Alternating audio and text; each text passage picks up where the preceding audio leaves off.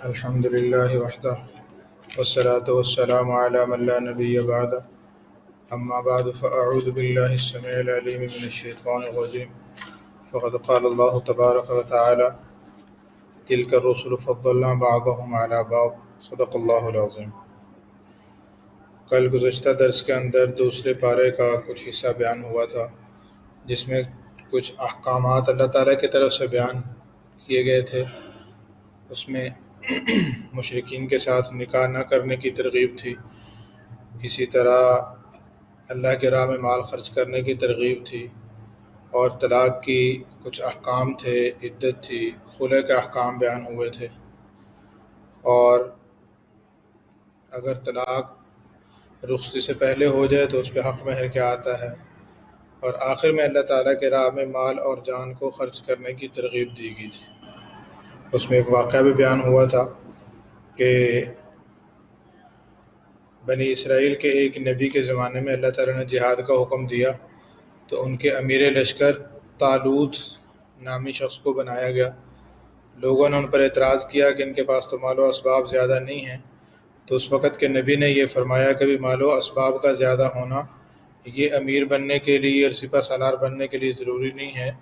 اس کے لیے ضروری یہ ہے کہ وہ دلیر ہو اور اس کو وہ صاحب تدبیر ہو، صاحب علم ہو۔ تو یہ جن کو امیر تمہارا بنایا گیا ہے یہ طاقتور بھی ہیں اور ان کے پاس علم اور صلاحیت دونوں چیزیں موجود ہیں، لہذا یہ تمہارے امیر بننے کے لائق ہیں۔ چنانچہ وہ اللہ کے راستے میں جہاد کرنے کے لیے نکلے، اور اللہ تعالیٰ کی مدد اور اللہ کے فضل سے اللہ تعالیٰ نے ان کو کامیابی عطا فرما دی۔ تیسرے پارے کی آخری آیت مبارکہ کے اندر اللہ تعالیٰ ارشاد فرماتے ہیں تلک آیات اللہ نتلوها علیک بالحق وانک لمن المرسلین۔ یہ وہ آیات ہیں جو آپ کے سامنے ہم صحیح تلاوت کرتے ہیں، پڑھتے ہیں، اور یقین جانو آپ تو رسولوں میں سے ہیں، اللہ کے پیغمبر ہیں، رسول ہیں۔ اب تیسرے پارے میں یہیں سے شروع کیا اللہ تعالیٰ نے کہ جتنے بھی رسول ہیں، جتنے واقعات ہم بیان کر چکے ہیں اور جن انبیاء کے واقعات نہیں بیان کیے، یہ ایسے انبیاء ہیں جن میں ایک دوسرے پر ہم نے فضیلت رکھی ہے۔ بعض ایسے نبی تھے جنہوں نے اللہ تعالیٰ سے براہ راست ہم کلام ہوئے، جو جیسے حضرت موسیٰ علیہ الصلوۃ والسلام، ورفع بعضهم درجات، بعض کے اللہ تعالیٰ نے اور درجات بلند فرمائے، اور حضرت عیسیٰ علیہ الصلوۃ والسلام کو اللہ تعالیٰ نے اور طرح کے معجزات عطا فرمائے، اور روح القدس حضرت جبریل علیہ الصلوۃ والسلام کے واسطے سے ان کے ذریعے سے ان کی مدد فرمائی اللہ تعالیٰ نے۔ انبیاء علیہ الصلوات و تسلیمات میں سے تمام انبیاء پر ایمان لانا ضروری ہے، شرط ہے، البتہ انبیاء پر اللہ نے انبیاء کو ایک دوسرے پر فضیلت رکھی ہے۔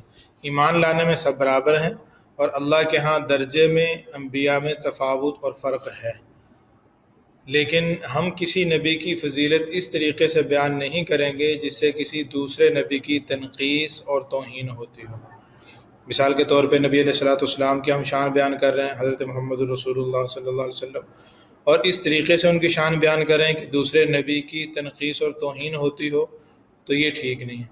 آپ علیہ الصلوۃ والسلام نے اس سے خود منع فرمایا۔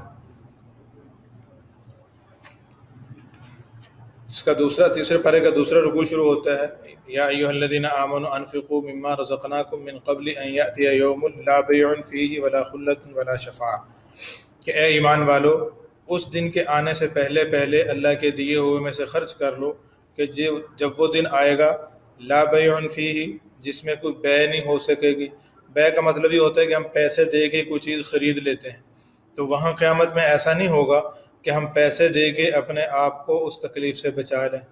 ولا خلۃ، نہ وہاں دوستی کام آئے گی کہ کسی کو تعلق والا ہے تو وہ تعلق نکل آئے گا کہ یار یہ تعلق کی وجہ سے چھوٹ ہو جائے گی، اور نہ کوئی سفارش کام آئے گی کہ اللہ کی مرضی کے بغیر کوئی سفارش کر لے، اللہ کی مرضی کے بغیر کسی کی سفارش چل جائے، ایسا بھی نہیں ہوگا۔ اب یہ پہلے پارے کے اندر بھی دو جگہ پہ یہ بات آ چکی ہے کہ اس دن سے ڈرو، بنی اسرائیل کو مخاطب کرتے ہوئے اللہ تعالیٰ نے ارشاد فرمایا کہ اس دن سے ڈرو جس دن سفارش کام نہیں آئے گی۔ یہاں پہ بھی اللہ تعالیٰ ارشاد فرما رہے ہیں کہ اس دن سفارش کام نہیں آئے گی۔ تو اس سے بعض لوگوں کو یہ غلط فہمی ہو گئی کہ شاید قیامت والے دن سفارش ہوگی ہی نہیں، ایسا نہیں ہے۔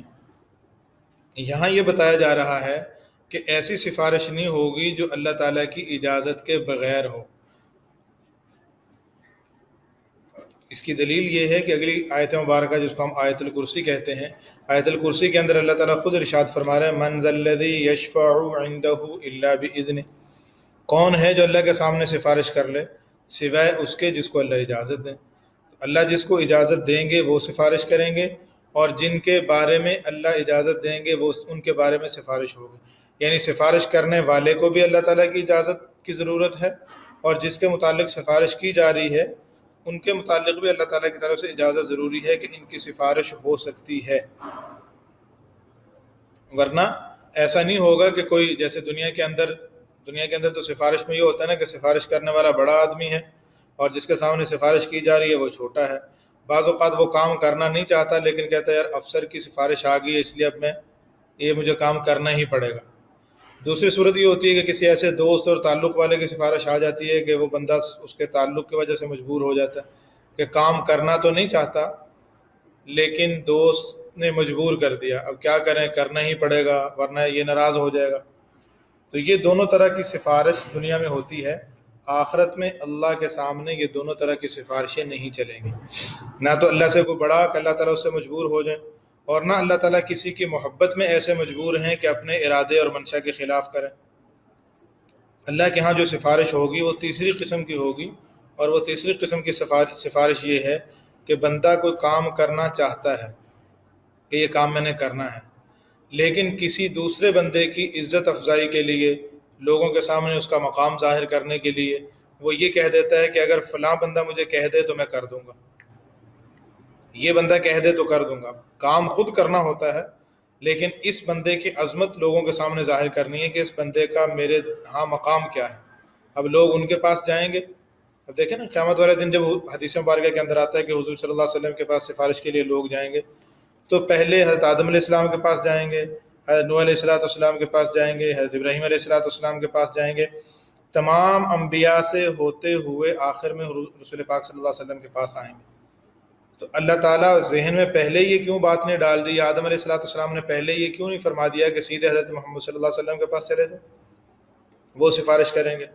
تمام انبیاء کے پاس سے ہو کر اگر پہلے ہی حضور کے پاس آتے اور حضور سفارش کر دیتے تو ذہن میں یہ بات رہتی کہ ہو سکتا ہے باقی انبیاء بھی سفارش کر دیتے اس موقع پر، لیکن جب باقی انبیاء کے پاس سے ہو کر آئے تو یہ بات واضح ہو گئی کہ یہ سفارش ایسی ہے جو حق صرف حضور صلی اللہ علیہ وسلم کا ہی ہے، اور کوئی نبی، یہ شفاعت کبریٰ جس کو کہا جاتا ہے، یہ شفاعت اور یہ سفارش اور کوئی نبی نہیں کر سکے گا، اور اسی کو مقام محمود صحیح احادیث کے اندر کہا گیا ہے کہ جو حضور صلی اللہ علیہ وسلم نے فرمایا کہ جو ہم اذان کے بعد جو دعا پڑھتے ہیں اور اس کے اندر ہم یہ کہتے ہیں وبعثہ مقام محمودہ، کہ حضور صلی اللہ علیہ وسلم کو آپ مقام محمود عطا فرمائیے، وہ مقام محمود سے مراد یہی شفاعت کبریٰ ہے جس میں اللہ تعالیٰ کے حضور نبی علیہ الصلوۃ والسلام سفارش کریں گے، درخواست کریں گے کہ اللہ امت کا حساب شروع فرما دیجیے۔ آیت الکرسی کے متعلق ہم پڑھتے سنتے رہتے ہیں، بہت فضیلت والی یہ آیت مبارکہ ہے۔ ہر فرض نماز کے بعد جو بندہ آیت الکرسی کو پڑھ لیتا ہے، حدیث مبارکہ کے اندر آتا ہے اس کے اور جنت کے بیچ میں صرف موت ہے، مرتے ہی انشاءاللہ اللہ کے فضل و کرم سے یہ جنت کی نعمتوں کی طرف اس کا سفر شروع ہو جائے گا۔ اور جس جگہ پر آیت الکرسی پڑھ لی جائے اللہ تعالیٰ اس کی حفاظت، جس چیز پر پڑھ لی جائے اس چیز کی حفاظت فرماتے ہیں۔ بخاری شریف کے اندر روایت ہے کہ حضور صلی اللہ علیہ وسلم نے سیدنا ابو ہریرہ رضی اللہ تعالیٰ عنہ کو بیت المال کی کھجوروں کی حفاظت پر متعین فرمایا تھا، رات کو پہرا دینا۔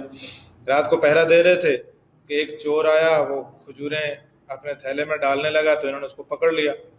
اس نے بڑی منت سماجت کی، میں غریب آدمی ہوں، کمزور آدمی ہوں، مجبوری کی وجہ سے آیا ہوں، آپ مجھے چھوڑ دیجئے۔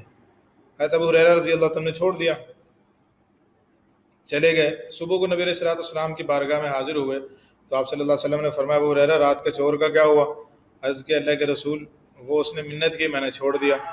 آپ نے فرمایا اس نے جھوٹ بولا ہے، کل پھر آئے گا۔ دوسرے دن پھر ایسے ہی ہوا، حضرت ابو ہریرہ رضی اللہ عنہ نے پھر پکڑ لیا، اس نے پھر منت سماجت کی، چھوڑ دیا۔ نبی علیہ السلام نے اگلے دن پھر یہ فرمایا جھوٹ بول کے گیا، کل پھر آئے گا۔ تیسرے دن حضرت ابو ہریرہ رضی اللہ عنہ نے اس کو پکڑا اور فرمایا کہ اب تو میں تجھے بالکل نہیں چھوڑوں گا، اب تو حضور صلی اللہ علیہ وسلم کے پاس میں لے کے جاؤں گا۔ وہ بہت محنتیں کرتا رہا، آخر میں اس نے یہ کہا کہ اچھا مجھے چھوڑ دو، میں تمہیں ایک عمل بتا دیتا ہوں، ایک وظیفہ بتاتا ہوں، جہاں پہ تم آیت الکرسی پڑھ لو گے وہاں پہ کوئی چور نہیں آئے گا، کوئی شیطان نہیں آئے گا، صبح کو نبی علیہ الصلوۃ والسلام کی بارگاہ میں حاضر ہوئے، آپ نے پوچھا تو حضرت ابو ہریرہ رضی اللہ عنہ نے عرض کر دیا کہ اللہ کے رسول اس طرح اس نے مجھے کہا، یہ وظیفہ بتا کے گیا آیت الکرسی پڑھنے کا۔ حضور نے فرمایا کہ وہ جھوٹا تھا لیکن سچ کہہ گیا، یہ وظیفہ تمہیں صحیح بتا گیا۔ پھر فرمایا تمہیں معلوم ہے یہ کون تھا؟ عرض کیا نہیں، تو آپ صلی اللہ علیہ وسلم نے ارشاد فرمایا یہ شیطان تھا۔ تو چونکہ حضور اس کا مطلب یہ نہیں ہے کہ شیطان کا بتایا ہوا وظیفہ ہے، حضور علیہ جھوٹا بندہ بھی بعض اوقات سچ بول دیتا ہے، اور چونکہ نبی علیہ الصلوۃ والسلام نے اس وظیفے کو متعین فرما دیا تھا، اس کی تصدیق فرما دی، تو اب حضور علیہ الصلوۃ والسلام کا بتایا ہوا یہ وظیفہ ہے۔ آیت الکرسی کے بعد والی آیت کے اندر اللہ تعالیٰ یہ بیان فرما رہے ہیں کہ جب حق لوگوں کے سامنے بالکل واضح ہو چکا کہ ہم نے سارے دلائل سے اس کو واضح کر دیا، بتا دیا، تو اب اس حق پر آنے کے لیے زور زبردستی نہیں ہے۔ لا اکراہ فی الدین قد تبین الرشد من الغی، ہدایت اور گمراہی بالکل واضح ہو چکی ہے۔ اب کسی کو ہم زبردستی ڈنڈے کے زور پر گھسیٹ کر ادھر لے کے آئیں کہ بھی ایمان قبول کرو زبردستی، ایسا نہیں ہے۔ ہر بندے کو اختیار ہے، وہ اپنے اختیار سے ایمان کو قبول کرے۔ جو ایمان قبول کرے گا دنیا آخرت میں سرخرو ہوگا، جو انبیاء کی دعوت کو قبول نہیں کرے گا دنیا آخرت میں رسوا ہوگا۔ اس آیت مبارکہ کا مطلب یہ ہے کہ ہم زبردستی کسی کو اسلام میں داخل نہیں کر سکتے۔ یہ مراد نہیں ہے کہ اسلام میں عام طور پہ جہاں پہ اسلام کا کوئی حکم آتا ہے جس میں جو طبیعت کے خلاف ہوتا ہے اور مشقت والا ہوتا ہے، تو اس موقع پر بھی بعض لوگ یہ آیت پڑھ دیتے ہیں، وہ کہتے ہیں جی لا اکراہ فی الدین، دین میں سختی نہیں ہے۔ تو یہ مراد نہیں ہے دین میں سختی نہ ہونے سے کہ جو اس دین کے احکام ہیں، مشقت والے احکام ہیں، وہ اگر نہیں ہوتے تو چھوڑ دیں، ایسی بات نہیں ہے۔ دین میں سختی نہ ہونے کا مطلب یہ ہے کہ ہم دین میں سختی سے، زبردستی سے کسی کو داخل نہیں کریں گے، لیکن جو دین میں اسلام میں داخل ہو گیا اس کے بعد احکام کا وہ پابند ہے کہ وہ سارے احکام اس کے لیے ضروری ہیں۔ اس کے بعد اگلے رکوع کے اندر شروع میں حضرت ابراہیم علیہ الصلوۃ والسلام کا واقعہ اللہ تعالیٰ بیان فرما رہے ہیں، گویا وہ ایک مناظرہ تھا۔ الم تر الی الذی حاج ابراہیم فی ربہ ان آتاہ اللہ الملک، ابراہیم علیہ الصلوۃ والسلام کی بحث ہوئی ایک ایسے شخص سے جس کو اللہ تعالیٰ نے بادشاہت عطا فرمائی تھی، نمرود کے ساتھ۔ ابراہیم علیہ الصلوۃ والسلام ان کے پاس گئے، مکالمہ شروع ہوا، اس نے کہا میں خدا ہوں۔ تو حضرت ابراہیم علیہ الصلوۃ والسلام نے فرمایا کہ رب تو وہ ہے، میرا اللہ تو وہ ہے جو زندگی دیتا ہے، موت دیتا ہے۔ اس نے کہا میں بھی زندہ کرتا ہوں، موت دیتا ہوں۔ چنانچہ ایک عام بندے کو جس کا کوئی جرم نہیں تھا اس کو قتل کرا دیا، اور جو مجرم تھا، قتل جس کی سزا تھی، اس کو رہا کر دیا۔ لو دیکھو، جو جس کی موت نہیں آنی تھی میں نے اس کو موت دے دی، اور جس کو موت آنی تھی میں نے اس کو زندگی دے دی، میں نے اس کو چھوڑ دیا۔ تو ابراہیم علیہ الصلوۃ والسلام سمجھ گئے کہ یہ بے وقوف ہے، اس کو زندگی دینے اور موت دینے کا پتہ ہی نہیں ہے۔ زندگی دینے کا مطلب تو یہ ہے کہ مردہ میں جان ڈال دیں، اور موت دینے کا مطلب یہ ہے کہ جس کو حیات ہے اس کے حیات کو تم ختم کرو، تو وہ حیات تم نے تھوڑی ختم کی ہے، تو اللہ تعالیٰ نے ختم کی ہے۔ بہرحال ایک سیدھا سا سوال ان سے کیا کہ اگر ایسی بات ہے تو میرا رب مشرق سے سورج نکالتا ہے، تم مغرب سے نکال دو۔ فبہت الذی کفر، تو وہ کافر حیران رہ گیا، سرگرداں رہ گیا۔ یہاں پہ ایک بات ذہن میں آتی ہے اور ایک سوال اٹھتا ہے کہ یہاں پہ نمرود یہ کہہ سکتا تھا نا کہ بھی آپ یہ کہہ رہے ہیں کہ مشرق سے سورج میرا رب نکالتا ہے، مغرب سے نکال دو، ایسی نہیں ہے، یہ مشرق سے میں نکال رہا ہوں، تم اپنے رب سے کہو کہ وہ مغرب سے نکال دے۔ تو نمرود یہ کہہ سکتا تھا، لیکن نمرود نے یہ نہیں کہا۔ کیوں نہیں کہا؟ اس وجہ سے کہ اندر سے وہ بھی مان چکا تھا کہ یہ واقعتاً اللہ کے نبی ہیں۔ اگر میں نے یہ کہہ دیا اور انہوں نے اللہ کے حضور درخواست کر دی اور اللہ تعالیٰ نے سورج مشرق سے کی بجائے مغرب سے نکال دیا تو لینے کے دینے پڑ جائیں گے۔ تو ابھی تو میرے سامنے یہ اکیلے کھڑے ہیں، چند لوگ ہیں ان کے ماننے والے، جب سورج کو مغرب سے نکلتا دیکھیں گے اور پتہ چلے گا کہ ابراہیم علیہ الصلوۃ والسلام کی وجہ سے سورج مغرب سے نکلا ہے، تو پھر تو سارے لوگ ان کو مان لیں کہ مجھے چھوڑ جائیں گے۔ اس وجہ سے اس نے یہ سوال نہیں کیا اور یہ بات نہیں کی۔ اس کے بعد اللہ تعالیٰ کی قدرت کی ایک اور دلیل بیان فرمائی کہ ایک شخص، بعض روایات سے معلوم ہوتا ہے کہ حضرت عزیر علیہ الصلوۃ والسلام تھے، وہ جا رہے تھے اور انہوں نے دیکھا کہ ایک بستی بالکل گری پڑی ہے، برباد ہوئی پڑی ہے، سارے یعنی کھنڈر بنا پڑا ہے۔ تو انہوں نے اللہ کے حضور درخواست کی کہ انا یحیی ہذہ اللہ بعد موتہا، یہ اس بستی والوں کے اور بستی کے اجڑ جانے کے بعد، اس کے ختم ہو جانے کے بعد اللہ تعالیٰ ان کو کیسے زندہ کریں گے؟ اللہ تعالیٰ نے ان پر موت طاری کر دی، 100 سال تک وہ ان پر موت طاری رہی، اور 100 سال کے بعد ان کو اٹھایا اللہ تعالیٰ نے، اور اٹھا کر اللہ تعالیٰ نے فرمایا کہ بھی کتنی دیر تم سوئے رہے؟ انہوں نے کہا جی ایک دن یا دن کا کچھ حصہ۔ اللہ تعالیٰ نے ارشاد فرمایا کہ نہیں 100 سال تک تم پر موت طاری رہی ہے۔ اب دیکھو اپنے کھانے کو، دو طرح کے اللہ نے قدرتوں کا اظہار فرمایا کہ جو کھانا اور پانی تھا لم یتسنہ، وہ تو جیسے وہ لے کر ساتھ چلے تھے ویسا کا ویسا تر و تازہ۔ اور پھر فرمایا اپنی سواری کو دیکھو، سواری کو دیکھا تو وہ بالکل گل سڑ کے ختم ہو چکا تھا۔ اللہ نے فرمایا 100 سال تک تمہارے کھانے کو محفوظ رکھا ہم نے اپنی قدرت سے، اور تمہاری سواری جو گل سڑ کے ختم ہو چکی ہے اس کو دیکھیں ہم اپنی قدرت سے اس کو دوبارہ زندہ کرتے ہیں۔ کیف ننشزھا ثم نکسوھا لحما، ہم ان کو اٹھاتے ہیں اور ان کو اس کو گوشت اور گوشت میں ہڈیاں کیسے پیوست کرتے ہیں۔ چنانچہ ان کے دیکھتے ہی دیکھتے اللہ تعالیٰ نے ان کی سواری کو بھی زندہ فرما دیا۔ اس کے بعد حضرت ابراہیم علیہ السلام کی درخواست کا ذکر ہے کہ انہوں نے اللہ تعالیٰ کے ہاں درخواست کی کہ اللہ آپ مردوں کو کیسے زندہ کریں گے؟ اللہ تعالیٰ نے فرمایا آپ کا ایمان نہیں ہے۔ فرمایا عرض کیا اللہ ایمان تو ہے لیکن دلی اطمینان چاہتا ہوں۔ گویا ابراہیم علیہ السلام کے سوال کی منشا یہ تھی اور سوال کرنے کا مقصود یہ تھا کہ میں وہ کیفیت دیکھنا چاہتا ہوں جس کیفیت سے اللہ تعالیٰ مردوں کو زندہ کریں گے۔ مردوں کے زندہ ہونے پر تو یقین تھا کہ مردوں کو اللہ زندہ کریں گے، لیکن اس کی کیفیت کیا ہوگی وہ دیکھنا چاہتے تھے۔ تو اللہ تعالیٰ نے ارشاد فرمایا اچھا 4 پرندے لے لو، ان کو اپنے سے مانوس کر لو۔ 4 پرندے لیے، ان کو مانوس کر لیا، نام پکارتے تھے تو وہ فوراً اڑ کے بھاگ کے ان کے پاس آ جاتے تھے۔ اور پھر حکم ہوا کہ ان کو ذبح کر کے ان کا گوشت کاٹ کر ملا کر آپس میں مختلف 4 پہاڑوں پہ رکھ دیں اور پھر اب نام لے کے پکاریں۔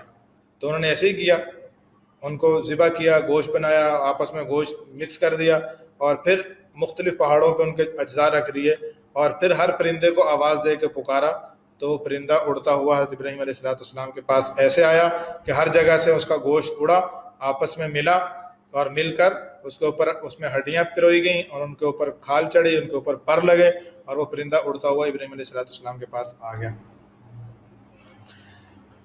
اس کے بعد جو شروع میں اللہ تعالیٰ نے تیسرے پارے کے رکوع کے اندر فرمایا تھا کہ اس دن کے آنے سے پہلے خرچ کر لو جس دن تمہاری دنیا کے کوئی واسطے کوئی سفارشیں کام نہیں آئیں گی۔ اس کے بعد اللہ تعالیٰ پھر اسی انفاق فی سبیل اللہ کو بیان فرما رہے ہیں۔ یہ تقریباً 2-3 رکوعوں کے اندر اللہ تعالیٰ نے یہ مسائل بیان فرمائے ہیں کہ اللہ کی راہ میں مال خرچ کرنا۔ پہلے اللہ تعالیٰ نے یہ فضیلت بیان فرمائی کہ جو اللہ کی راہ میں مال خرچ کرتے ہیں ان کی مثال ایسے ہے جیسے کوئی بندہ بیج بوتا ہے اور وہ بیج ایک بوتا ہے، اس سے 7 کونپلیں نکلتی ہیں اور 7 بالیوں میں ہر بالی کے اوپر سٹا لگتا ہے اور ہر سٹے کے اندر 100 دانے پیدا ہو جاتے ہیں۔ تو گویا ایک دانہ اس نے بویا ہے زمین پر، ایک دانے کے بدلے میں 100 دانے وہ حاصل کر لیتا ہے۔ ایسے ہی جو اللہ کی راہ میں مال خرچ کرتا ہے تو گویا 1 روپیہ دینے پر اس کو 700 روپیہ صدقہ کرنے کا ثواب ملتا ہے۔ واللہ یضاعف لمن یشاء، اللہ جس کو چاہیں اس سے بھی بڑھا چڑھا کر دے دے۔ لیکن ساتھ ہی اس کی شرائط بیان فرمائی ہیں کہ صدقہ دینا ہے تو صدقہ دینا کیسے ہے۔ الذین ينفقون اموالهم فی سبیل اللہ ثم لا یتبعون ما انفقوا منا ولا اذى، جو بندے اللہ کی راہ میں مال خرچ کرتے ہیں اور مال خرچ کرنے کے بعد نہ تو وہ احسان جتاتے ہیں اور نہ ہی جن کو دیا ہے ان کو تکلیف پہنچاتے ہیں۔ احسان جتانے کا مطلب یہ پیسے دے دیے اور موقع بموقع کہتا رہتا ہے میں نے فلاں کو اتنے پیسے دیے، یار تمہیں میں نے پیسے دیے تھے اور تم خیال ہی نہیں کرتے، تو احسان جتاتے رہنا۔ دوسری بات یہ بیان فرمائی کہ ان کو تکلیف نہیں پہنچاتا، یہ نہیں ہے کہ کسی پر مال خرچ کر دیا تو اب اس کو اپنا غلام ہی سمجھ لیا۔ تو جو مال خرچ کرنے کے بعد نہ احسان جتاتے ہیں اور نہ ان کو تکلیف پہنچاتے ہیں، اللہ فرماتے ہیں ان کا اجر اللہ کیا محفوظ ہو گیا، قیامت کے دن نہ ان کو خوف ہوگا نہ یہ غمگین ہوں گے۔ اور یہ وہ لوگ ہیں کہ جن کے پاس اگر صدقے کا مال نہیں ہوتا اور فقیر ان کے پاس آ جاتا ہے تو قول معروف، ان سے اچھی بات کہہ دیتے ہیں، اچھے طریقے سے ان کو فارغ کر دیتے ہیں۔ دے نہیں سکتے تو اچھی گفتگو سے ان کو فارغ کر دیتے ہیں اور اس کے بیجا سوال کرنے پر بھی اس سے درگزر کرتے ہیں۔ تو یہ والا کام کہ بندہ سائل کو کچھ نہ دے لیکن اس سے بھلی بات کہہ دے، اچھی بات کہہ دے اور اس سے درگزر کر لے، یہ والی بات اس صدقے سے بہتر ہے جس صدقے کے بعد لوگوں کو تکلیف پہنچائی ہے۔ یعنی اگر تم نے صدقہ دے کر پیسے دے کر اس پر احسان جتانا ہے تو اس سے بہتر یہ ہے کہ تم دو ہی نہ۔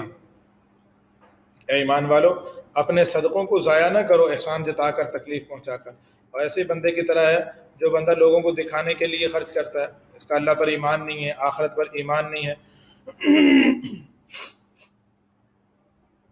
تو جو بندہ جس کا آخرت پر ایمان نہیں ہے، اللہ تعالیٰ کی ذات عالی پر ایمان نہیں ہے، اور وہ خرچ کرتا ہے، اس کی مثال یوں سمجھ لیں جیسے ایک بندہ اپنی کار کر رہا ہے، غلہ بو رہا ہے چٹیل پتھر پر. ایک پتھر ہے، چکنا پتھر ہے، اس پہ ہلکی سی مٹی پڑی اور اس کے اوپر اس نے دانہ ڈال دیا. اب ظاہر ہے جب اس کے اوپر دانہ ڈالے گا، بارش پڑے گی تو وہ پتھر کے اوپر سے مٹی بہہ جائے گی اور ساتھ وہ دانہ بھی بہہ جائے گا، تو کچھ بھی نہیں ملے گا اس کو. فرمایا جو اللہ کے لیے خرچ نہیں کرتے ان کی مثال ایسے ہی ہے جیسے وہ چکنے پتھر پر، یوں سمجھنا گھر کے اندر چپس لگائی ہوئی ہے یا گھر کے اندر اس نے ٹائل اور ماربل لگایا ہوا ہے اور اس کے اوپر وہ گندم کے دانے ڈال دیتا ہے کہ یہاں پہ اگیں گے. ظاہر ہے یہ دیوانہ پن ہے، وہاں کچھ نہیں اگے گا. ہاں جو اللہ کی راہ میں خرچ کرتے ہیں ان کی مثال ایسے ہے جیسے اونچی جگہ پر کوئی ٹیلا ہے، وہاں پہ اچھی عمدہ مٹی ہے، اس میں دانہ ڈالتا ہے. اس میں اللہ تعالیٰ فرماتے ہیں کہ اگر زیادہ پانی نہیں بھی لگے گا تو ہلکی سی فوار بھی اگر اس کو پڑ جائے گی تو وہ بھی کافی ہو جائے گی اس کے لیے. تو اس لیے مال اللہ کی راہ میں خرچ کرنا ہے تو اللہ کی رضا کے لیے، اور جس پر مال خرچ کیا جا رہا ہے اس کا احسان سمجھا جائے کہ اس نے مال قبول کر لیا اور میری بخشش کا سامان بن گیا، اس پر اپنا احسان نہ جتایا جائے، نہ اس کو تکلیف دی جائے. اگر اللہ تعالیٰ ارشاد فرماتے ہیں جو ریاکاری کے لیے، لوگوں کو دکھانے کے لیے مال خرچ کرتے ہیں ان کی مثال ایسے ہے ایود احدکم ان تکون له جنۃ من نخیل، کہ کیا تم میں سے کوئی بندہ چاہتا ہے کہ اس کے پاس کھجوروں کا باغ ہو، انگوروں کا باغ ہو، اس میں پانی وافر مقدار میں موجود ہو اور پھل اس کا پورا تیار ہو جائے. یہ بندہ خود بوڑھا ہے، بچے چھوٹے چھوٹے ہیں. اب اللہ تعالیٰ جو ایک منظر کشی کر رہے ہیں نا اس کو آپ دیکھیے. منظر یہ اللہ تعالیٰ قائم کر رہے ہیں کہ ایک بندہ ہے، بوڑھا ہو چکا ہے اور چھوٹے چھوٹے بچے ہیں، یعنی یہ خود بھی نہیں کما سکتا اور اس کے بچے بھی کمانے کے لائق نہیں ہیں، چھوٹے ہیں. اس کے پاس باغ ہے کھجوروں کا، انگوروں کا، اور فل تیار ہو چکا ہے، اس پہ باغ پہ پورا پھل لگ چکا ہے. اب جب پھل تیار ہو گیا، اصابہ الکبر ولہ ذریۃ ضعفاء فاصابها اعصار فیہ نار فاحترقت، اس پہ اللہ تعالیٰ کی طرف سے ایسا عذاب آیا، آگ کا عذاب آیا کہ وہ سارا کا سارا باغ جل کے راکھ ہو گیا. ایسا بگولا پڑا اس پہ کہ وہ آگ آئی اور آگ نے سارے باغ کو جلا کے راکھ کر دیا. کیا کوئی ایسا چاہتا ہے؟ یقیناً کوئی بھی نہیں چاہتا. تو یہ اللہ تعالیٰ نے آخرت کی مثال بیان فرمائی ہے کہ آخرت میں جب بندہ پیش ہوگا، دنیا میں اس نے بڑے صدقہ کیا، گویا اس کے ذہن کے اندر یہ ہے کہ میرا باغ تیار ہے.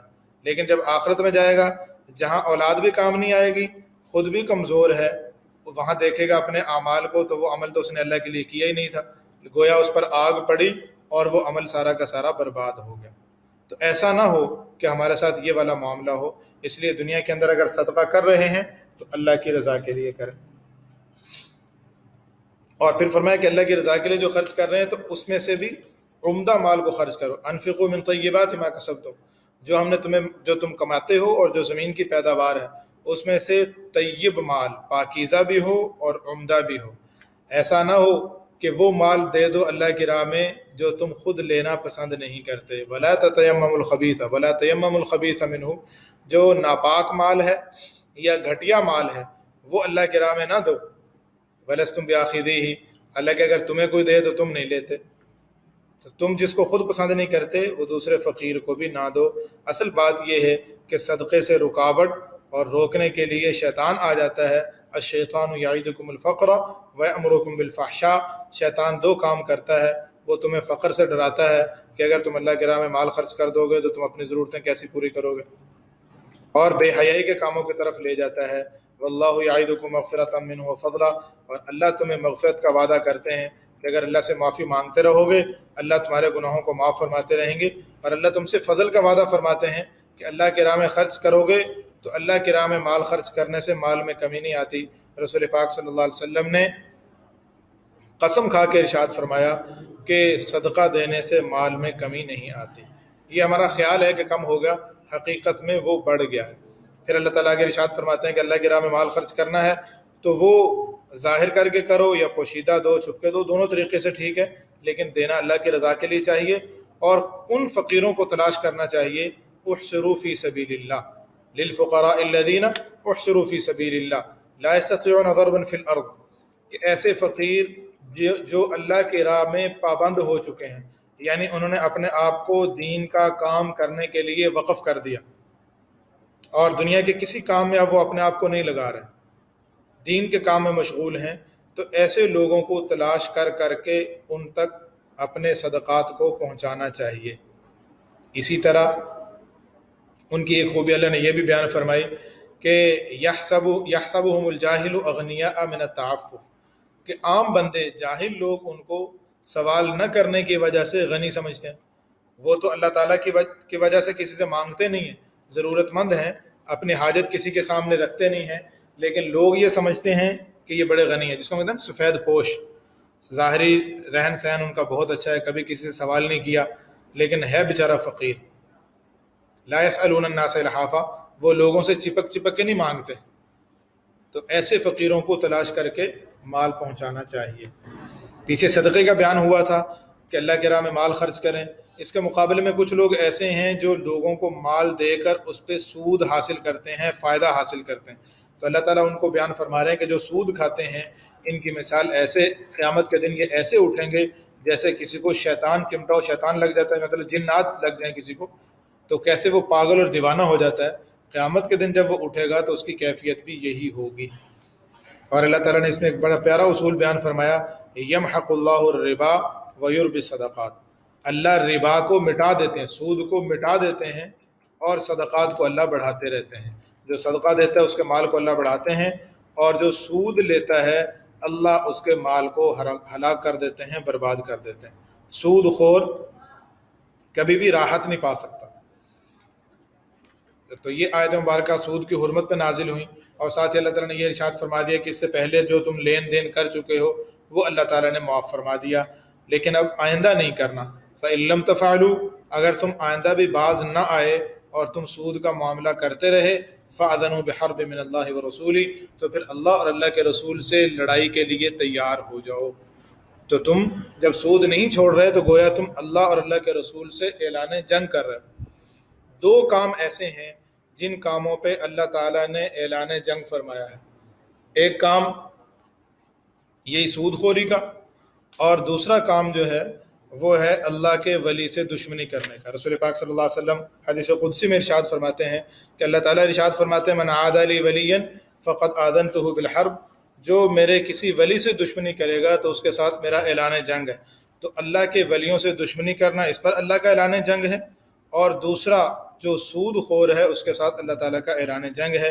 ساتھ ہی اللہ تعالیٰ نے یہ حکم ارشاد فرما دیا کہ اگر تم نے کسی کو قرضہ دیا ہے تو قرضہ دے کر اگر وہ بندہ تنگ دست ہے تو اس کو مہلت دے دو، کچھ وقت دے دو، اور اگر تم سارا معافی کر دو تو یہ تمہارے لیے بہتر ہے۔ حدیث مبارکہ کے اندر آتا ہے رسول پاک صلی اللہ علیہ وسلم نے ارشاد فرمایا کہ جو بندہ کسی کو قرض دیتا ہے جب تک مقروض کے پاس قرض رہتا ہے، اس بندے کو، قرض دینے والے کو، ہر روز اتنا مال صدقہ کرنے کا ثواب ملتا رہتا ہے، اور اس نے جو مدت طے کی تھی اتنی مدت تک، وہ مدت، اس مدت تک تو اتنا ثواب ملتا رہتا ہے، اور جب وہ مدت گزر جاتی ہے، مثال کے طور پہ انہوں نے 10 دن طے کیے تھے، 10 دن تک تو ہر دن اس کو اتنے پیسے صدقہ کرنے کا ثواب ملتا ہے، اور جب وہ موعودہ جس کا وعدہ کیا تھا وہ مدت گزر جاتی ہے تو اس کے بعد ہر روز دوگنا مال صدقہ کرنے کا ثواب ملتا ہے۔ ساتھ ہی اللہ تعالیٰ نے جو اس طرح کے احکام ہوتے ہیں، تھوڑے مشقت والے احکام ہوتے ہیں، تو اللہ تعالیٰ ساتھ ترغیب بھی دے دیتے ہیں۔ قرآن پاک عام قانونی کتابوں کی طرح قانونی کتاب نہیں ہے کہ اللہ تعالیٰ بس ایک قانون بتا دیں اس پہ چلو بس، ایسا نہیں ہے، بلکہ اللہ تعالیٰ جہاں کو قانون بتاتے ہیں اس سے پہلے اور اس کے بعد ترغیب، ذہن سازی اور اس کے فضائل، اس پہ نہ چلنے کی وعیدیں اتنی بیان کی جاتی ہیں کہ بندے کو اس حکم پر چلنا آسان ہو جاتا ہے۔ اس کا اندازہ آپ اس سے لگائیے کہ قرآن پاک کے اندر جو احکام کی آیات ہیں وہ کل تقریباً 500 کچھ اوپر، اور پورے قرآن پاک میں جو آیات ہیں اگر دیکھی جائیں تو وہ 6000 سے اوپر ہیں، تو گویا 500 آیات پر عمل کرانے کے لیے 6000 آیات اللہ تعالیٰ نے نازل فرمائی ہیں۔ تو یہاں پہ بھی اس حکم کے ساتھ ساتھ اللہ تعالیٰ یہ بیان فرما رہے ہیں وَاتَّقُوا يَوْمًا تُرْجَعُونَ فِيهِ إِلَى اللَّهِ، اس دن کو اپنے پیش نظر رکھو جس دن تم سب نے اللہ کے حضور جانا ہے۔ ثُمَّ تُوَفَّىٰ كُلُّ نَفْسٍ مَا كَسَبَتْ، پھر ہر بندے نے جو کچھ کیا ہے اس کا اس کو پورا بدلہ ملے گا، اس پہ کوئی زیادتی نہیں ہوگی۔ ایسا نہیں ہے کہ اس نے نیکی کی اس کا ثواب نہ ملے، یا گناہ نہیں کیا اور اس کو سزا مل جائے، ایسا نہیں ہوگا۔ اگلے رکوع کے اندر اللہ تعالیٰ نے ایک اور حکم بیان فرمایا کہ جب تم کسی سے لین دین کا معاملہ کرو، کوئی چیز خریدی ہے ادھار پر یا بیچی ہے ادھار پر، تو وہ اس معاملے کو لکھ لو۔ اس کا فائدہ یہ ہوگا کہ بعد میں لڑائی جھگڑے کی نوبت نہیں آئے گی، اور خود نہیں لکھ سکتے تو کسی لکھنے والے کو بلا کر اسے لکھوا لو اور اس پر گواہ بھی قائم کر لو، لیکن گواہوں کو بھی تنگ نہ کرو، لکھنے والے بھی زیادتی نہ کریں۔ ہاں اگر تجارت نقد ہوئی ہے، لین دین نقد ہوا ہے، اس کو لکھنے کی ضرورت نہیں۔ اور پھر اگر تم ایسی جگہ پر ہو جہاں پر تم نے ادھار خریدنا ہے اور اگلے بندے کو تم پر اعتماد نہیں ہے، تو اس موقع پر تم لکھنے کی بھی کوئی صورت نہیں ہے فی الحال، تو اس موقع پر پھر اپنی چیز کو رہن رکھ دو۔ رہن کا مطلب یہ ہے کہ میں نے کسی سے 100 روپے کی چیز خریدی، میرے پاس پیسے نہیں ہیں، میں ان سے کہتا ہوں کہ میں بھی پرسوں آپ کو پیسے دے دوں گا، اور پرسوں تک میری یہ چیز آپ اپنے پاس رکھ لیں، میں پیسے دے دوں گا اور یہ چیز اپنی لے جاؤں گا۔ جو رہن ہوتا ہے، جس کو گروی بھی کہتے ہیں، یہ رہن اور گروی اس قرض دینے والے پر جس کا حق ہے میرے ذمے، اس کے پاس وہ امانت ہوتی ہے، وہ اس کو استعمال نہیں کر سکتا۔ مثال کے طور پہ میں نے گاڑی کسی کے پاس رکھوائی ہے رہن کے طور پر، اس سے 5 لاکھ روپے قرضہ لے لیا، تو اب وہ گاڑی اس لیے رکھی ہوئی ہے کہ اگر میں پیسے واپس نہ کر سکوں تو وہ گاڑی بیچ کر اپنے رقم وصول کر لے، وہ اس گاڑی کو استعمال نہیں کر سکتا۔ اسی سے یہ بھی معلوم ہوا کہ جو آج کل گروی مکانوں کا رواج چل رہا ہے، پیسے لے لیے مالک مکان نے 10 لاکھ روپیہ، اور مکان اس کو دے دیا جس نے پیسے دیے ہیں، اور وہ اس میں بغیر کرائے کے رہ رہا ہے، یہ بھی سود کی صورت ہے، وہ اس مکان کو استعمال کر رہا ہے۔ گویا یوں سمجھ لیں کہ 10 لاکھ روپیہ دینے کے بعد وہ ہر مہینے مالک مکان سے 20,000 روپیہ وصول کر رہا ہے، کرائے کے مد میں کرایہ نہیں دے رہا۔ وہ کرایہ مثال کے طور پہ اس کا 20,000 روپے تھا، یہ دے نہیں رہا، تو گویا ہر مہینے اس سے 20,000 روپیہ یہ اپنے 10 لاکھ پہ وصول کر رہا ہے۔ بعض لوگ یہ ہیلا کر لیتے ہیں کہ 2 3 4 ہزار کرایہ طے کر لیتے ہیں، تو اس سے وہ حلال نہیں ہوتا معاملہ، یہ بھی ناجائز ہی رہتا ہے۔ یوں سمجھ لیں کہ پہلے وہ 20,000 کا فائدہ اٹھا رہا تھا، اور اب اگر اس نے 5,000 کرایہ طے کر لیا تو 15,000 کا فائدہ اٹھا رہا ہے۔ تو جس کو قرض دیا ہے اس سے فائدہ اٹھانا قرض کے بدلے میں، یہ سود کہلاتا ہے اور ناجائز ہے۔ اس صورت مبارکہ کے آخری رکوع کے اندر اللہ تعالیٰ نے ارشاد فرمایا ہے کہ جو تمہارے دلوں کے اندر جو خیال عمل جو بندہ کرتا ہے 2 طرح کے ہوتے ہیں۔ ایک عمل وہ ہے جو ظاہری اعضاء و جوارح سے کرتا ہے، دوسرا عمل وہ ہوتا ہے جو بندہ اپنے جس کا تعلق دل سے ہے، مطلب اندر اچھی خوبیاں بھی ہیں دل میں اور برائیاں بھی ہیں، حسد، بغض، کینہ، نفرت، کفر، نفاق، یہ ساری اندر کی برائیاں ہیں۔ ایمان، عمل صالح سے محبت، اہل اللہ سے محبت، قرآن کی محبت، اور سخاوت، انابت اللہ، رجوع اللہ کی اندر جو کیفیات ہیں، یہ بھی دلی کیفیات ہے۔ تو اللہ فرماتے ہیں کہ اللہ تمہارے ظاہری اعمال کو بھی دیکھ رہے ہیں، دل کے اعمال کو بھی دیکھ رہے ہیں۔ ظاہری اعمال کا بھی حساب ہوگا، دل کے اعمال کا بھی حساب ہوگا۔ ہاں جو وساوس اور جو خیالات غیر اختیاری طور پر دل میں آ جاتے ہیں، ان پہ کوئی پکڑ نہیں اور نہ ان کا حساب ہوگا، کیونکہ اللہ تعالیٰ نے جتنا بندہ جس کا مکلف ہے اسی کا اللہ تعالیٰ نے پابند کیا ہے، اس سے زیادہ کا اللہ تعالیٰ نے پابند نہیں کیا۔ اللہ تعالیٰ نے سکھایا کہ یہ دعا بھی کرتے رہیں کہ اللہ ہم سے اگر بھول چوک میں کچھ ہو جائے، لا تؤاخذنا ان نسینا او اخطانا، اگر ہم بھول جائیں یا ہم خطا کر لیں۔ بھول کا مطلب یہ ہوتا ہے کہ بندے کو یاد، جیسے روزہ یاد نہیں ہے اور کھا لیا، اور خطا کا مطلب یہ ہوتا ہے کہ روزہ تو یاد تھا، کلی کرنے لگا، پانی نیچے اتر گیا حلق میں۔ تو جو خطاً گناہ ہو جائیں اللہ وہ بھی معاف کر دے، جو بھول سے ہو جائیں اللہ وہ بھی معاف فرما دیں، اور اے اللہ ہم پر ایسے بوجھ نہ ڈالیں جس کو ہم برداشت نہ کر سکتے ہوں، ایسے احکام نہ دیں جس پہ ہم چل نہ سکتے ہوں، اور اے اللہ ہمیں معاف فرما دے، ہمارے درگزر فرما، ہم پہ رحم فرما، آپ ہی ہمارے آقا اور مولا ہیں، اور کافروں کے خلاف ہماری مدد فرمائیے۔ یہ سورہ بقرہ الحمدللہ مکمل ہو گئی۔ سورہ بقرہ کے اندر جیسے میں نے شروع میں عرض کیا تھا کہ بنی اسرائیل کا تذکرہ ہے۔ پہلے پارے میں تقریباً آدھے پارے سے بھی زیادہ اللہ تعالیٰ نے بنی اسرائیل میں سے خاص طور پہ یہودیوں کا تذکرہ کیا تھا۔ اگلی سورہ آل عمران کے اندر اللہ تعالیٰ نے عیسائیوں کا تذکرہ کیا ہے، اور یہ بھی خاص موقع پر نازل ہوئی۔ نجران کا وفد حضور صلی اللہ علیہ وسلم کی خدمت میں حاضر ہوا تھا، ان پر مسلمانوں کی طرف سے جو سالانہ جزیہ طے ہوا تھا، ٹیکس جو سالانہ ان سے وصول کیا جاتا ہے، اس بارے میں وہ 60 کے قریب لوگ آئے تھے حضور صلی اللہ علیہ وسلم سے آ کے سفارش کرنے کے لیے کہ جی ہم پر جو ٹیکس لگایا گیا وہ زیادہ ہے۔ نبی علیہ السلام نے صحابہ سے پوچھا کہ بھی کتنا لگایا ہے؟ انہوں نے جو بتایا تو اس کی مقدار بہت معمولی مقدار بنتی تھی، سالانہ 4 دینار بنتے تھے۔ تو سالانہ 4 دینار ایک بندے کے لیے بہت زیادہ نہیں تھے۔ آپ صلی اللہ علیہ وسلم نے فرمایا کہ یہ تو مقدار کو زیادہ نہیں ہے۔ تو ان کے ساتھ چونکہ ان کے علماء بھی آئے ہوئے تھے عیسائیوں کے، تو علمی انہوں نے بحثیں حضور علیہ الصلوۃ والسلام سے شروع کر دی۔ ان میں ایک بات انہوں نے یہ کی کہ جی قرآن پاک کے اندر حضرت عیسیٰ علیہ الصلوۃ والسلام کے بارے میں یہ کہا گیا ہے کہ وہ اللہ تعالیٰ کی روح ہیں، روح منہ کے الفاظ آتے ہیں کہ اللہ تعالیٰ کی روح ہیں۔ تو اللہ کی روح ہونے کا مطلب یہ ہے کہ اللہ تعالیٰ کا جز ہیں۔ تو اللہ کا جو جز ہیں، تو جو اللہ کا ہر جز خدائی صلاحیتیں رکھتا ہے تو وہ بھی خدا ہیں، اسی لیے ہم ان کو بھی خدا مانتے ہیں۔ اس پر یہ آیت مبارکہ نازل ہوئی صورت آل عمران کی آیت نمبر 7، جس میں اللہ تعالیٰ نے ارشاد فرمایا کہ قرآن پاک کے اندر آیات 2 طرح کی ہیں۔ کچھ آیات وہ ہیں جو محکم ہیں، جن کا معنی بالکل واضح ہے، اور کچھ آیات ایسی ہیں جن کے معنی کے اندر کچھ احتمال ہے، دوسرے معنی کا احتمال ہے۔ تو جو مجمل آیت ہے اس کا وہ مطلب لیں گے جو مفصل آیت کے اندر بیان کیا گیا۔ اب یہاں پہ یہ تو تم نے دیکھ لیا کہ روح منہ کہا عیسیٰ علیہ الصلوۃ والسلام کو، لیکن اسی قرآن پاک کے اندر یہ بھی تو ہے نا کہ عیسیٰ علیہ الصلوۃ والسلام پیدا ہوئے تھے، اور جو پیدا ہو وہ تو خدا نہیں ہو سکتا۔ اس قرآن میں یہ بھی ہے کہ عیسیٰ علیہ الصلوۃ والسلام اللہ کی عبادت کرتے تھے، اگر وہ خود خدا ہیں تو وہ عبادت کس کی کرتے ہیں؟ اسی قرآن میں یہ بھی ہے کہ اللہ تعالیٰ ارشاد فرماتے ہیں کہ عیسیٰ علیہ الصلوۃ والسلام کی مثال ایسے ہے جیسے آدم علیہ الصلوۃ والسلام کی مثال ہے۔ آدم علیہ السلام کو غار مٹی سے پیدا کیا، ان کے نہ ماں نہ باپ۔ تو اگر عیسیٰ علیہ الصلوۃ والسلام کو تم صرف اس وجہ سے خدا مان رہے ہو کہ ان کا باپ نہیں ہے، تو پھر عیسیٰ علیہ الصلوۃ والسلام کو بھی آدم علیہ الصلوۃ والسلام کو بھی خدا مانو کہ ان کا تو نہ ماں تھا نہ باپ تھے، نہ ماں تھی نہ باپ تھا، ان کے تو دونوں ہی نہیں تھے، عیسیٰ علیہ الصلوۃ والسلام کا تو ایک نہیں تھا۔ تو یہ تو کوئی دلیل، یہ تو کوئی وجہ نہیں بنتی جس کو تم نے دلیل بنا رکھا ہے۔ اس ضمن میں اللہ تعالیٰ نے پھر یہ بھی بیان فرمایا کہ تم عنقریب مغلوب ہو جاؤ گے اور ایمان والے غالب آئیں گے، جیسے تم ایک مثال دیکھ چکے ہو۔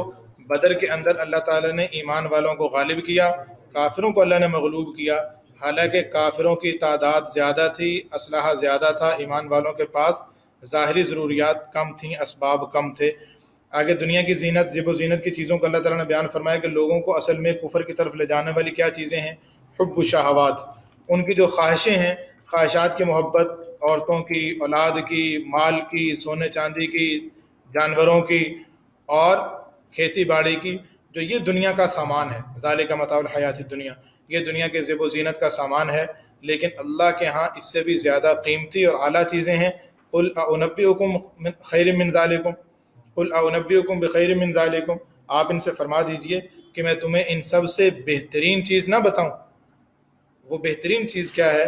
کہ جو اللہ سے ڈرنے والے ہیں، تقوی اختیار کرنے والے ہیں، ان کے لیے ان کے رب کے ہاں جنتیں ہیں جن میں ہمیشہ ہمیشہ یہ رہیں گے، اور ہمیشہ کی نعمتیں وہاں پہ اللہ تعالیٰ کی طرف سے ملیں گی، اور اللہ تعالیٰ کی سب سے بڑی نعمت اللہ تعالیٰ کی رضا حاصل ہو جائے گی۔ اور اللہ تعالیٰ اپنے بندوں کو خوب دیکھ رہے ہیں۔ اللہ کے خاص بندے وہ ہیں جو اللہ کے حضور یوں دعا کرتے ہیں، اللہ ہم ایمان لے آئے، ہمارے گناہوں کو معاف فرما دیجئے، آخرت کے عذاب سے ہمیں بچا لیجئے۔ یہ لوگ تکلیفوں پہ صبر کرنے والے ہیں، صدقہ دینے والے ہیں، قانتین اللہ کے فرما بردار ہیں، صادقین سچے ہیں، قانتین اللہ کے فرما بردار ہیں، منفقین اللہ کی راہ میں مال خرچ کرنے والے ہیں، والمستغفرین بالاسحار، اور سحری کے وقت، تہجد کے وقت اللہ سے استغفار کرنے والے ہیں۔ صبر کرنا، صدقہ دینا، اللہ کی اطاعت کرنا، اللہ کی راہ میں مال خرچ کرنا اور استغفار کرنا، یہ 5 صفات اللہ تعالیٰ نے ان کی بیان فرمائی ہیں جو خاص اللہ کے بندے ہیں۔ اللہ تعالیٰ ہم میں سے ہر ایک کو یہ صفات حاصل کرنے کی توفیق عطا فرمائے۔ اس صورت مبارکہ کے اس کے اگلے رکوع کے اندر اللہ تعالیٰ نے ایک خاص حکم یہ بیان فرمایا ہے کہ لا يتخذ المؤمنون الکافرین اولیاء من دون المؤمنین، آیت نمبر 28 ہے۔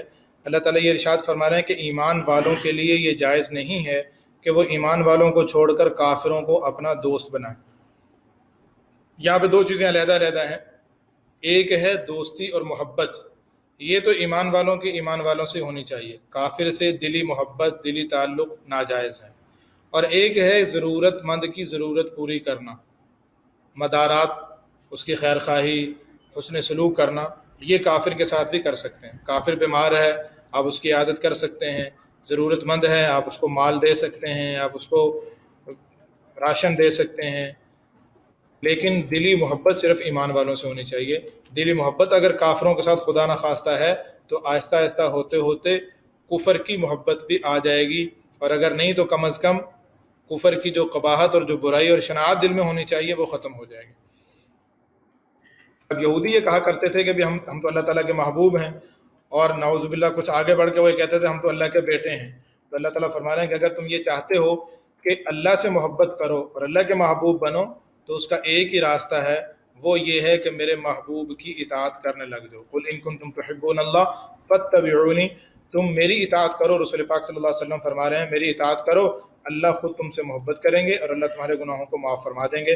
آگے پھر وہی مسئلہ اللہ تعالیٰ نے شروع فرما دیا جو ان عیسائیوں کا سوال تھا کہ عیسیٰ علیہ السلام اللہ کے بیٹے ہیں، اور قرآن سے انہوں نے کہا تھا کہ قرآن سے معلوم ہوتا ہے اعوذ باللہ کہ عیسیٰ علیہ السلام اللہ تعالیٰ کے بیٹے ہیں۔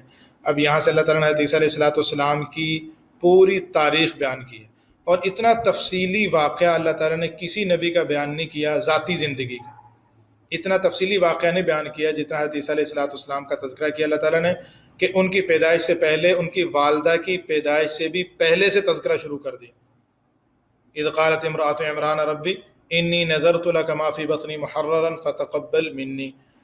عمران، حضرت عمران کی بیوی جو حضرت عیسیٰ علیہ السلام کی نانی تھی، حضرت مریم کی والدہ، انہوں نے یہ منت مانی تھی جب وہ حمل سے ہوئیں، تو انہوں نے منت مانی کہ اللہ جو میرے پیٹ میں بچہ ہے میں اس کو آپ کے کام کے لیے آزاد کر دوں گی، بیت المقدس کی خدمت کے لیے اس کو میں فارغ کر دوں گی، اس سے میں کوئی دنیا کا کام نہیں لوں گی۔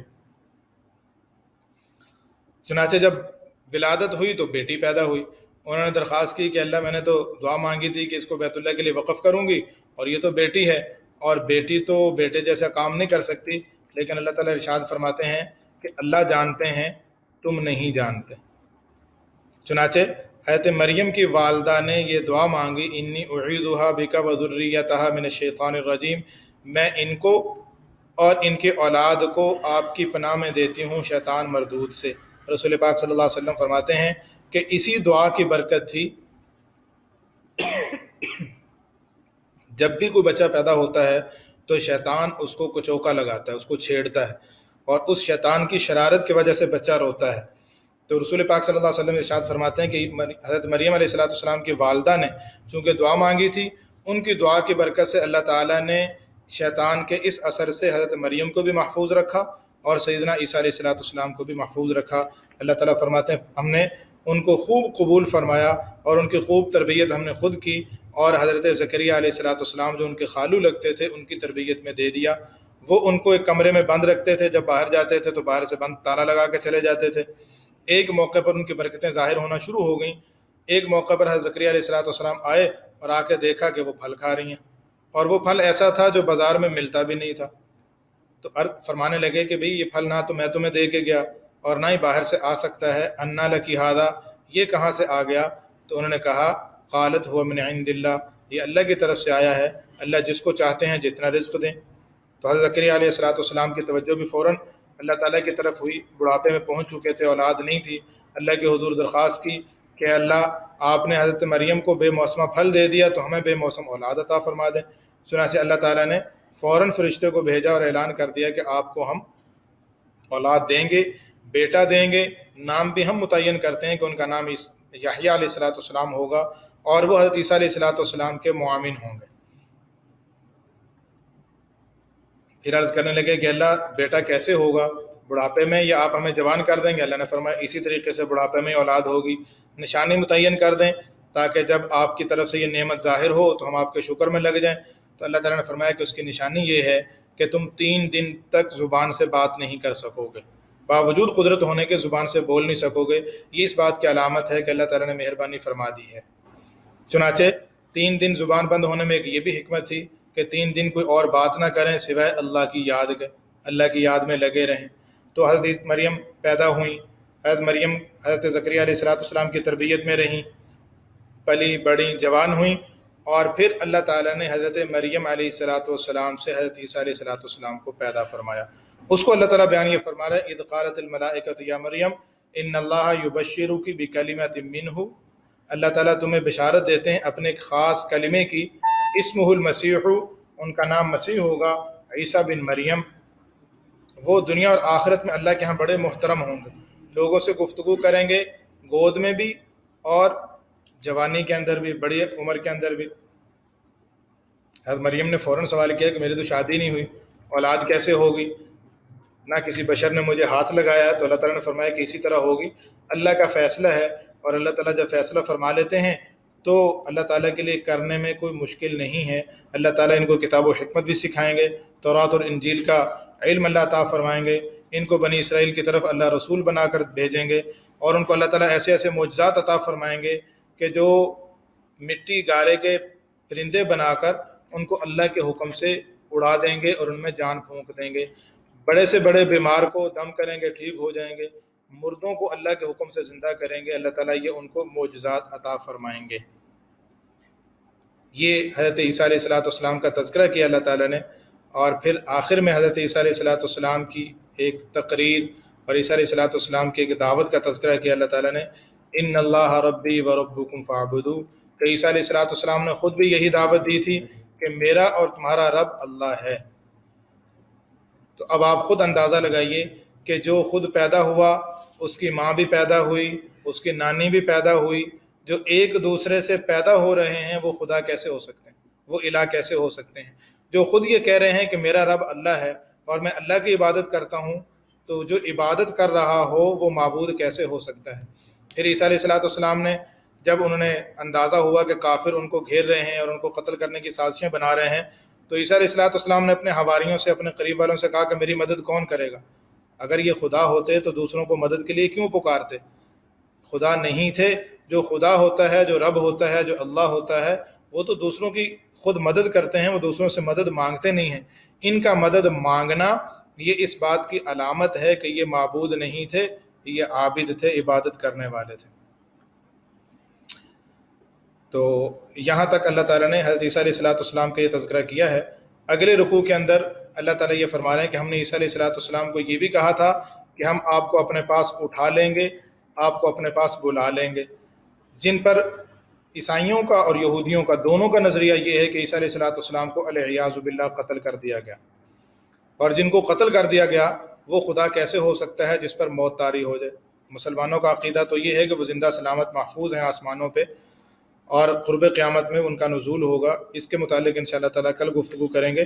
آخر میں اللہ تعالیٰ نے ارشاد یہ فرمایا کہ اگر یہ ساری دلیلوں کے بعد بھی بات نہیں مانتے تو آپ ان سے فرما دیجئے فمن حاجک فیہ من بعد ما جاءک من العلم، اگر یہ دلائل کے آ جانے کے بعد بھی بات نہیں مان رہے تو آپ ان سے کہیں کہ آؤ تم اپنے گھر والوں کو لے کے آ جاؤ، اپنی عورتوں کو لے کے آ جاؤ، بچوں کو لے کے آ جاؤ، میں اپنے گھر والوں کو، بچوں کو لے کے آ جاتا ہوں، مباہلہ کر لیتے ہیں۔ مباہلے کا مطلب یہ ہے کہ اللہ کے حضور یہ دعا کر لیتے ہیں کہ اللہ ہم میں سے جو جھوٹا ہے اس پر اپنی لعنت نازل فرما۔ چنانچہ دن طے ہو گیا۔ حضور علیہ السلام نے حضرات حسنین کریمین، حضرت حسن حضرت حسین رضی اللہ تعالیٰ عنہ دونوں کو انگلی سے لگایا اور حضور علیہ السلام جا رہے ہیں عیسائیوں سے مباہلہ کرنے کے لیے۔ جب ان عیسائیوں نے دیکھا حضور صلی اللہ علیہ وسلم کو آتے ہوئے تو ان کے پادریوں نے کہا کہ اس شخص سے مباہلہ نہ کرنا، اگر تم نے ان سے مباہلہ کر لیا تو تمہاری نسلیں ختم ہو جائیں گی۔ چنانچہ حضور صلی اللہ علیہ وسلم جب ان کے پاس پہنچے تو انہوں نے کہا جیسے آپ فرما رہے ہیں ٹھیک ہے، ہم مباہلہ نہیں کرتے۔ رسول پاک صلی اللہ علیہ وسلم نے ارشاد فرمایا کہ اگر آج یہ مجھ سے مباہلہ کر لیتے تو روئے زمین پر جتنے عیسائی ہیں ان سب کی نسل ہی ختم ہو جاتی۔ تو یہاں تک حضرت عیسیٰ علیہ السلام کا بیان اللہ تعالیٰ نے فرمایا ہے، باقی انشاءاللہ تعالیٰ پھر کل ہو جائے گا۔ اللہ تعالیٰ ہم سب کو عمل کرنے کی توفیق عطا فرمائے۔ السلام علیکم ورحمۃ اللہ وبرکاتہ۔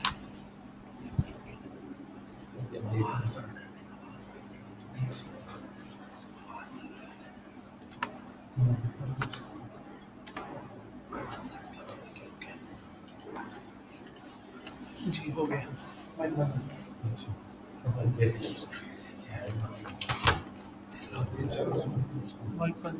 مائک کا جیسا میں صحیح کیا آئے ہیں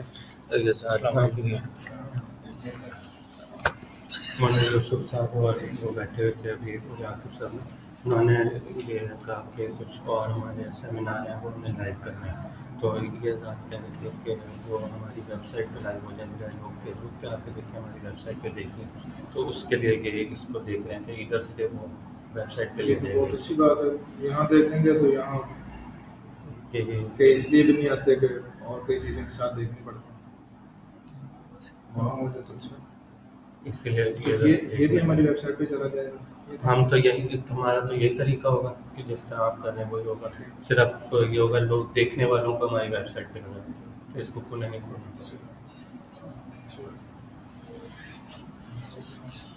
اجازت ہے. جی جی ساتھوں سے اس کو نکال اصل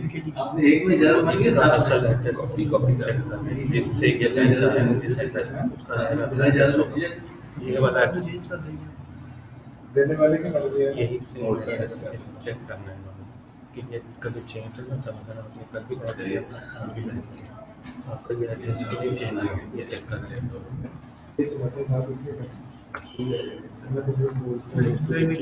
اچھا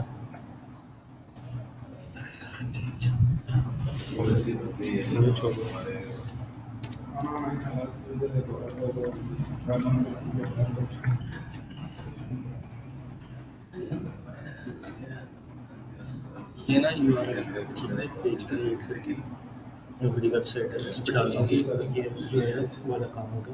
اس کو لائیو کو ختم کر دیجیے. یہ ابھی لائیو نہیں, ابھی وہ کرتے ہیں. اس کا کیمرہ بھی بشک ہم اس کے اوپر بشک لگاتے ہیں. نہیں کیمرہ آن نہیں ہے, والی ویڈیو کو وہ تو اسکرین لائٹ ہے. یہ والی ویڈیو مکمل ہو گئی ہے, اس کو بند کر دیں. ایک اور اگلی ویڈیو چلا لیں, وہ ہم سیو نہیں کریں گے, وہ ڈیلیٹ کر دیں گے ٹھیک کیونکہ یہ جتنی دیر چلتی رہے گی اس کا ٹائم کیا کرے گا. ٹھیک ہے ٹھیک ہے. اس کو بند کر دیں.